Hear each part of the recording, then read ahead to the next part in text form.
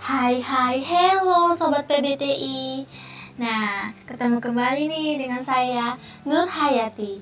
Tapi, kali ini Yati nggak sendiri loh. Yati ditemani oleh dua teman Yati, yakni Mbak Nabila dan Mas Raffi. Tapi Mas Raffinya lagi sibuk katanya, karena lagi nyari daun sama ngukur tanah teman-teman. Jadi kali ini Yati ditemanin hanya sama Mbak Nabila. Oke, halo Mbak Nabila. Halo Mbak Yati. Nah, di podcast kali ini, Yati mau memaparkan tentang kelebihan pembelajaran jarak jauh. Sebelumnya, menurut Mbak Nabila, apa sih kelebihannya? Kelebihan dari pembelajaran jarak jauh? Menurutku, bisa belajar dari mana aja sih Mbak. Tapi selain itu, apa lagi ya? Oke Mbak Yati, yuk dibahas tuntas. Keuntungan dari pembelajaran jarak jauh. Saat ini banyak sekali media menawarkan terkait pembelajaran jarak jauh, seperti misalnya Kuiper, kemudian Ruang Guru, yang mana dapat lebih meningkatkan motivasi siswa karena siswa tidak harus datang, tetapi siswa dapat mengakses informasi yang banyak, seperti itu teman-teman.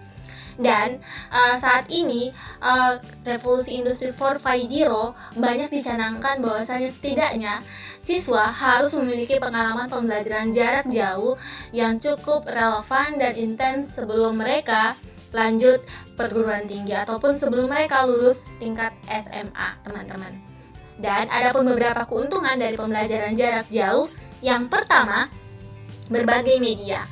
Berbagai media yang ditawarkan, misalnya seperti media teks, audio, grafik, animasi, video, dan perangkat lunak yang dapat diunduh dan diakses dengan mudah oleh siswa.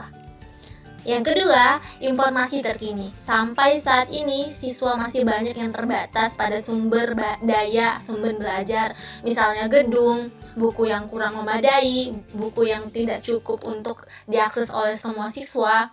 Tetapi dengan pembelajaran jarak jauh menggunakan berbagai bahan dan alat teknologi, siswa dapat mengakses seluruh informasi yang lebih terkini dan lebih up to date, teman-teman. Yang ketiga, pertukaran ide. Siswa dapat terlibat dalam percakapan, diskusi dalam suatu bidang studi tertentu dan studi lain. Mereka saling berkolaborasi dalam pembicaraan untuk menyelesaikan soal ataupun menyelesaikan PR dan tugas yang diberikan guru.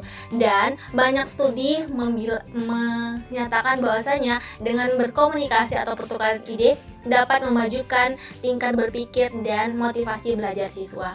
Dan yang keempat, komunikasi yang lebih nyaman. Siswa di berbagai lokasi dapat berbagi ide, berbicara. Mereka dapat memproses sesuai dengan keinginan mereka berdasarkan catatan elektronik percakapan mereka, misalnya dari WhatsApp. Mereka dapat melihat, kemudian dari YouTube mereka dapat mengulang kembali dan dapat merimain kembali apa yang ingin mereka dengar. Dan yang kelima, interaktif. Semua peserta mendapatkan pesan yang sama dan interaktivitas yang sama, berbicara dengan struktur dan instruktur peserta didik satu dengan lain. Dan yang keenam, sumber daya ekstra atau lebih canggih.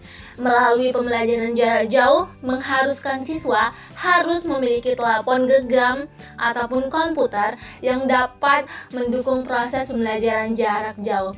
Hal tersebut dapat menambah pengalaman pembelajaran dan dapat mengakses seluruh informasi yang mereka inginkan. Akan tetapi perlu digarisbawahi ya teman-teman, harus dengan adanya kontrol oleh orang guru atau adanya pengawasan dari orang tua seperti itu. Dan ini dapat memungkinkan siswa untuk terus maju, yang mana dia harus terus mencari informasi yang mereka butuhkan, karena informasi itu selalu bertukar, up to date gitu. Jadi harus adanya perpaduan dan kombinasi dengan informasi ini untuk menyelesaikan ataupun menjawab permasalahan saat ini. Dan yang terakhir, pembelajaran jarak jauh dapat memperluas kesempatan bagi siswa dalam pengajaran tambahan. Yang tadi saya bilang bahwa dengan adanya siswa yang tertinggal misalnya sakit atau mereka tidak bisa masuk sekolah, dengan pembelajaran jarak jauh mereka bisa memutar kembali video Zoom